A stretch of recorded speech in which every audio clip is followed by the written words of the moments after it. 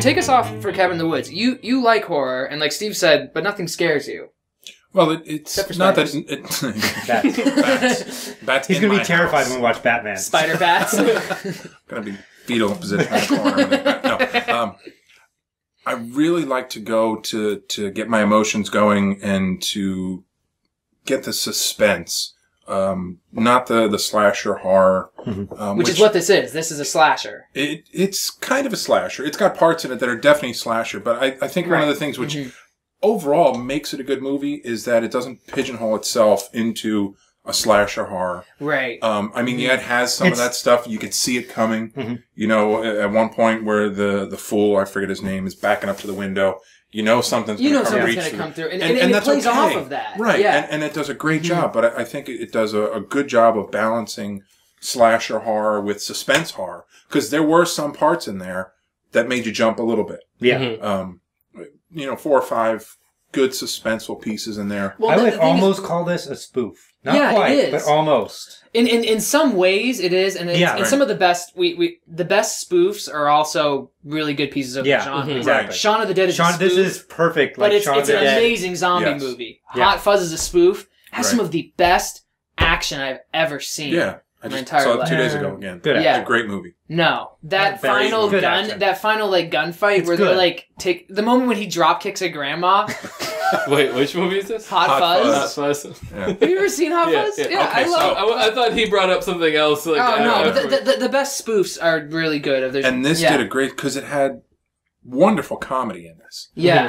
I mean, it was at some times so dry and subtle. At other times, it was in your face, and I really just want to see a merman. Yeah, I know. Are you kidding me? The cleanup's awful. It was hilarious. I know we were talking about it afterwards. When they have, I forget the name they gave to the gas station attendant guy. Oh, the Harbinger. They put him on speakerphone. Beautiful. Amazing. Yeah, that was. I was rolling around, and I was. But it still had this. Well, what's so impressive about that is they balance what you said. It's almost spoof because it's still kind of horrifying. It's still scary. It still is very much a slasher. It's still very gory. Well, see, the thing that would surprise me, and I think made it more suspenseful, was because of all that. Like, you know, you have those really mundane office scenes. Yes. You know, with this sort of traditional slasher beginning of these teenagers go out into the cabin. Well, it starts with the mundane office. Yeah, it doesn't start with the teenagers going to the cabin. You don't really you figure, oh, well, they're orchestrating this. Nobody's really going to get hurt. It's just sort of a except for the 5 people. Yeah. Well, I mean, you figure nobody. I was kind of thinking nobody's really going to get hurt for real. You know, that there was going to be, like, people were going to disappear. Really? They were going to be held or something. Yeah, no, because When you watched, like, the opening credits to this movie, and it was just scenes of, like, ritual sacrifice and stuff, and then it opens up in this office scene, and you're like, okay, so this is the modern day ritual sacrifice cult. Which I thought was funny. Like, I picked up on that immediately. I was like, oh, okay, this is what's going on. I mean, that moment when she actually gets her head sawed off and thrown in. That was shocking to me. And if this had been a traditional horror movie, it wouldn't have been as shocking. I would have been like, okay, they're number 1, then number 2, then... Well, that's part of what keeps it so... shocking. They managed to take a slasher and keep it suspenseful because the issue with slashers is you actually, and they play off that, you know the order the people die in. Right. You know that, and then they even do that. The horde goes first. Yeah. You know, and then the fool... The guy who's always smoking the pothead, and then the warrior, and then the scholar, and the virgin's left last. Right. And that is how they go. I love how, like, when Chris Hemsworth's character is like, "Come on, baby," and he's like, "What is this? Why is he acting like he's a sociology major?" He's a sociology. They're aware that they're acting in these roles that isn't real. Absolutely incredible. Was I the only one that like saw the glaring plot holes in it? It's a horror movie. That's no. Like, but what are your glaring plot the holes? specific one that I'm talking about is you start off, you see their like command center, and you see the heartbeat of every single person who's in there, and then that one guy is supposed to be dead, but they don't know. Oh, they don't notice dead? that. Yeah. How do you not know he's not dead when you have a heartbeat monitor? No, but you're right. They would notice that. They'd be like, "No, his heart's still beating." Yeah, unless somehow there has to be something in there where he Right. figured out that they had some kind of a monitor on him. Well, they did Yeah. at that point. Prior to that, the two controllers had told everybody to get out of the room. Yeah. Before that, when they were setting the whole thing up, they had like 30 people in there setting the whole thing up.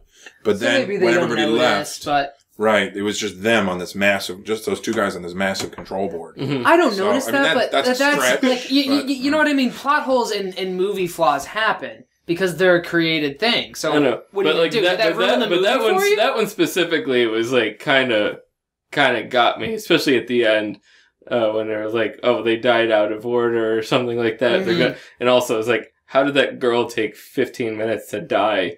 Yeah. When she From was the getting zombie killed on by the the dock. zombie on the Yeah, dock. she Rolling took around a rag beating doll. and a half. Yeah. I mean, that was a Yeah. that was a cool scene. How they had it and then they cut out to him beating the snot out of her and they're partying. Like Yeah.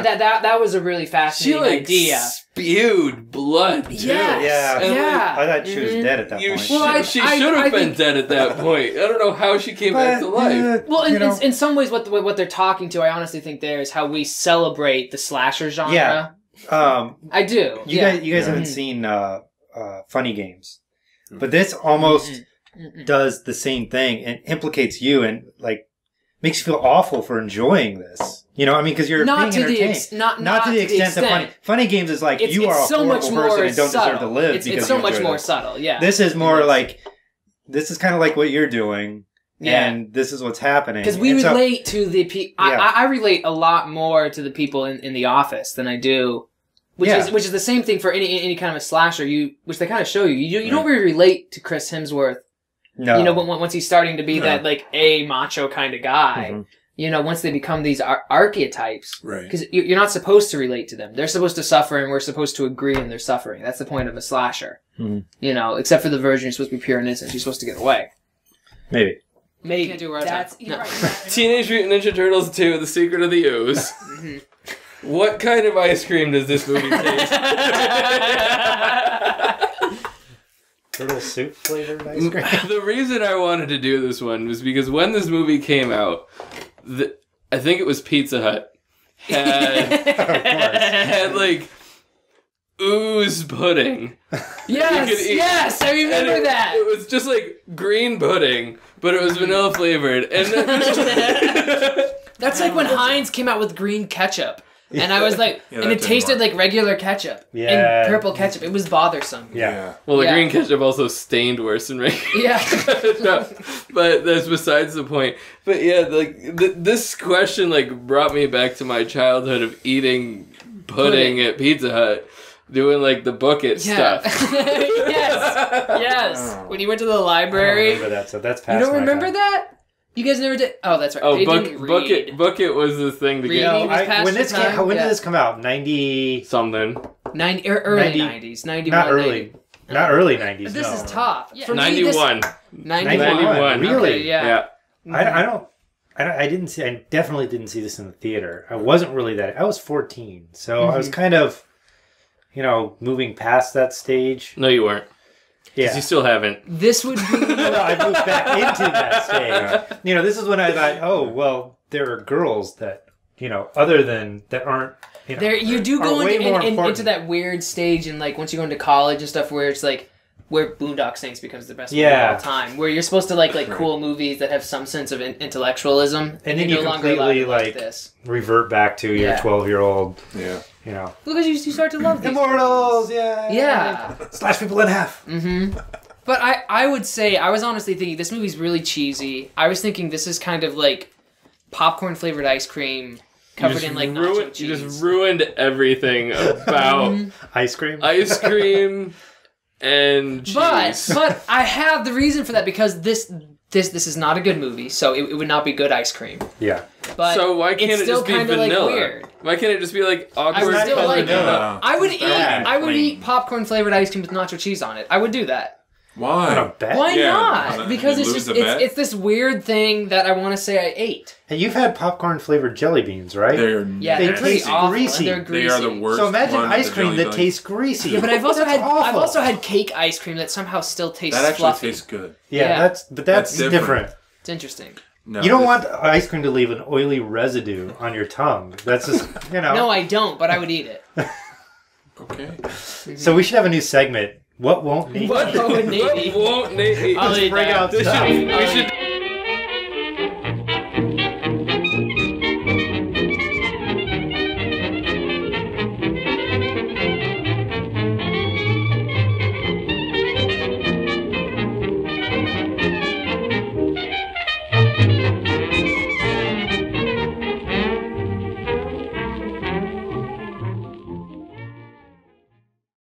The movie is Shawshank Redemption. Oh God. The question is, who from the cast would you make out with?